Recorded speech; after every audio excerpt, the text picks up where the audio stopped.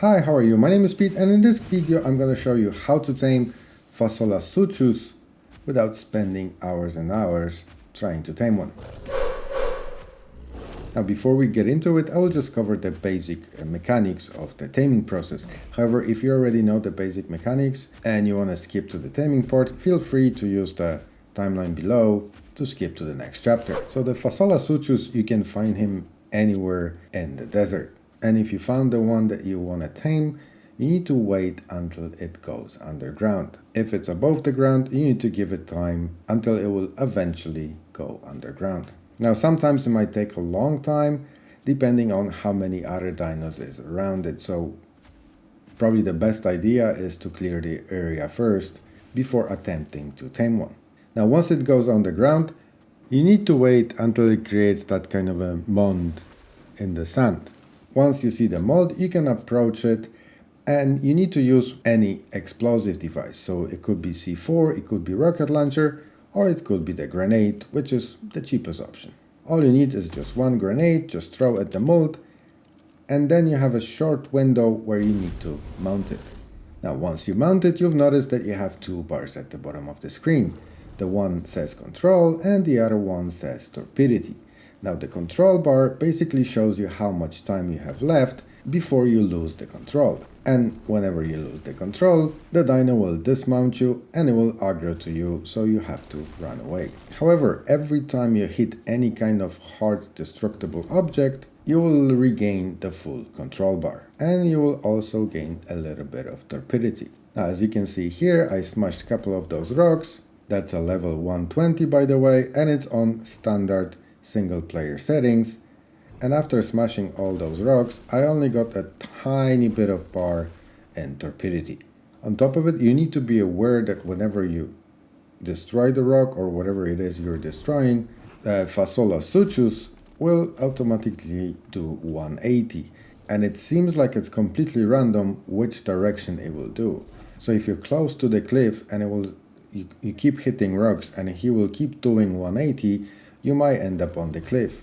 Once you end up on the cliff, the Fasolasuchus will automatically dismount you and it will aggro to you. And then you would have to wait again until it calms down and it goes underground. That also applies to any kind of water veins or oil veins or majority of the buildings.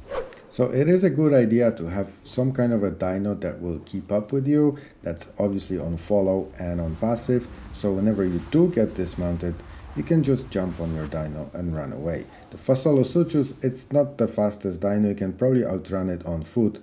However, there might be other dinos around it whenever you get dismounted, and you don't want to make things even more complicated than they already are. So the most efficient rock to smash with the Fasolasuchus is either the crystal rock or the metal rock. However, they don't really exist out in the open, and if you're gonna try to get anywhere near the cliffs, as I mentioned before, you will most likely get dismounted, so the whole process will take a really long time. So the second best option is to destroy the salt rocks.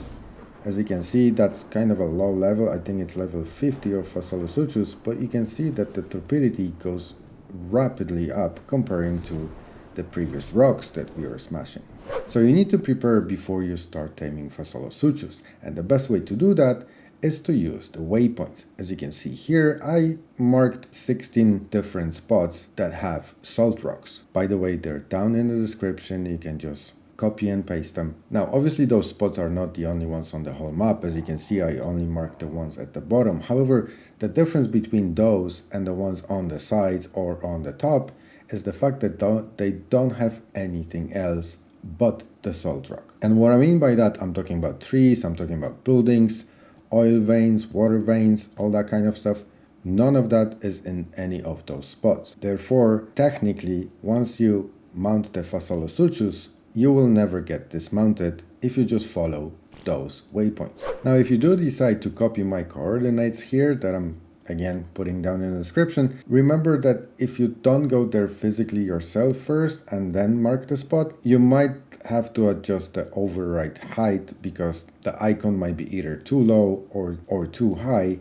So keep that in mind. Now mark them with numbers. Obviously you can mark them however you want depending on which side of the waypoints you're starting, and you can either mark them all at once, or like I'm doing in this example here, I only mark the first 2 waypoints. So then whenever I'm between the first and the second waypoint, I go into my map, unmark the first point and mark the third point. But it's totally up to you. You can mark them all at once and you shouldn't have any problems taming Fasolasuchus.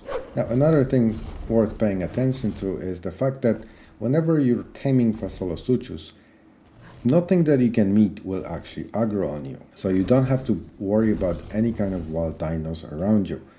However, if you do have, like I have here, kangaroo following you, as you can see, the dinos can aggro on him. So if you follow that exact route as I'm taking here, you're probably better off to leaving the dino behind. You don't actually need him because you will never get dismounted unless you mess something up, and even then you can still outrun the Fasolasuchus without any levels in the speed. And as you can see, between point 11 and point 12 I barely made it, so I probably suggest, if you follow my coordinates here, to just skip point 11 and go directly from 10 to 12 without trying to get to point 11, because the Fasolasuchus that I was taming in this example is level 130, as you can see, and it got completely knocked out by point 12, so you don't actually need all 16 points, even if you're taming level 150, I'm guessing. And that again is on the standard single player settings. Now, once you knock him out, then you basically feed him like any other carnivore. Let me show you here with the awesome spyglass. As you can see, his favorite kibble is exceptional kibble, and the rest is pretty standard for any carnivore, so raw mutton, raw primate, and so on.